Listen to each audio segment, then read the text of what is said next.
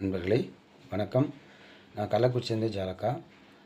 நீங்கள் பார்த்துட்ருக்கிறது பார்த்தீங்கன்னா, ஒரு இரும்பு தகட்டில் ஒரு அஷ்டகர்மா எந்திரம், அதுக்குண்டான மந்திரங்களை வந்து அதை நான் பிரயோகம் பண்ணியிருக்கேன். இது வந்து எதிரிகளை வந்து சீர்குலைக்க செய்யும். எதிரி வந்து நம்ம பக்கத்திலே அண்ட விடாது. இது வந்து ஒரு என்னுடைய அனுபவ முறை.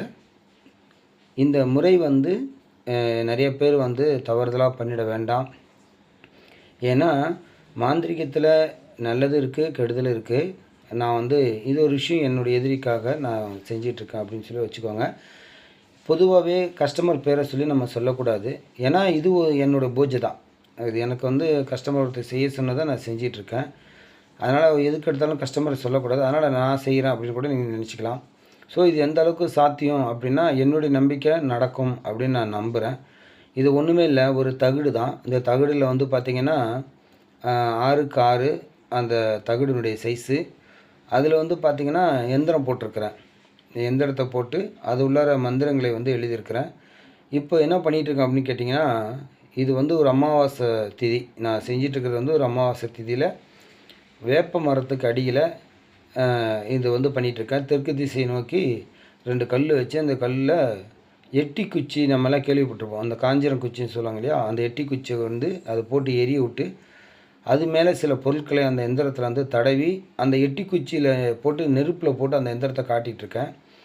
அது மட்டும் இல்லாமல் அதனுடைய எட்டி குச்சியினுடைய அந்த நெருப்பு அதில் படும்போது அந்த எந்திரத்தில் வந்து அந்த கரியெல்லாம் அதில் ஒட்டும்.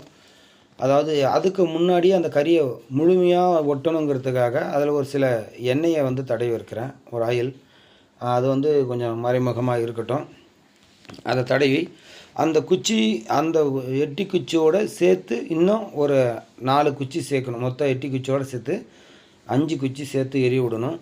எரிய விடும்போது ஒரு சில மந்திரங்கள் வந்து சொல்லணும். அந்த மந்திரங்களை சொல்லி தான் அதை நெருப்பில் போடணும்.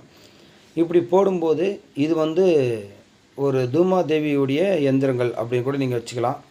ஆனால் எந்த எந்திரம் போட்டாலும் மந்திரங்களும் எந்திரங்களும் அவசியம் உள்ளே இருக்கணும். யாருக்கு செய்கிறோம், இன்னாருக்கு செய்கிறோம் அப்படிங்கிறத நம்ம தெளிவாக அதில் குறிப்பிடணும். ஸோ இது வந்து சதா நேரம் தொந்தரவு கொடுக்கக்கூடியவங்க செய்கிறது. இப்போ நான் கையில் பார்த்திங்கன்னா அதோடைய தகுட்டை கையில் பிடிக்க முடியல, ரொம்ப சூடு அதிகமாக இருந்தது. அதனால் அந்த எரியுது இல்லையா, அதில் வந்து ஒரு சில எண்ணெயை ஊற்றணும். அதாவது ஒரு 5 வகையான குச்சி, ஒரு 3 வகையான எண்ணெய் அதில் ஊற்றணும். எண்ணெயை ஊற்றி தான் எரிய விடணும். நம்ம சாதாரணமாக எரிய விட்டாலாம் அது எரியக்கூடாது. மண்ணெண்ணெய் இது மாதிரிலாம் எதுவும் ஊற்றக்கூடாது, நெய்யும் ஊற்றக்கூடாது, சரிங்களா? அதனால் வந்து ஒரு எண்ணெயை ஊற்றணும். ஏன்னா இது செய்கிறது வந்து ஒரு கர்ம வேலை. கர்ம வேலைக்கு தகுந்தது போல் பொருட்கள்லாம் மாறும். நம்ம சாதாரணமாக கணபதி ஹோமம் பண்ணுறோம் அப்படின்னா நெய் ஊற்றிக்கலாம்.